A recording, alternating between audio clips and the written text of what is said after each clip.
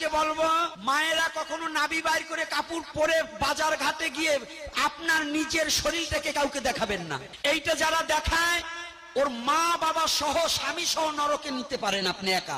একটা নারী পারে 7 জন পুরুষকে নরকে ঠেলে দিতে, আবার একটা নারী পারে 7 জন পুরুষকে স্বর্গে নিয়ে যেতে।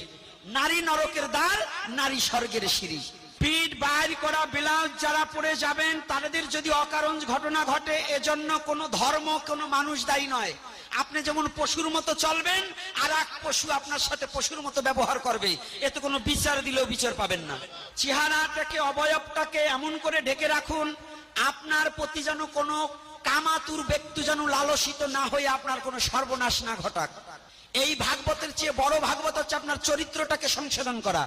আপনারা যারা আসছেন মায়েদের চরণে হাত রেখে মায়েদের প্রতি শ্রদ্ধা রেখে বলছি, পিঠ বাইর করা ব্লাউজ কেউ তৈরি করবেন না।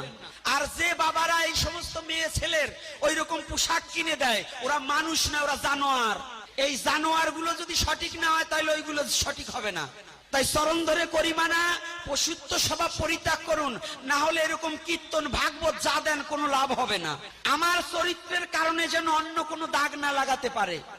আপনার মেয়ে কেমন পোশাক পরবে, এমন অশ্লীল রুচিবোধ কোন পোশাক যেন পরিধান না হয়, যেটা পরিধান করে মশারির তেনা পরে যেন রাস্তায় বেরোলে যেন ভিন্ন ধর্মের লোক আপনার মেয়ের প্রতি কু মন্তব্য না করতে পারে।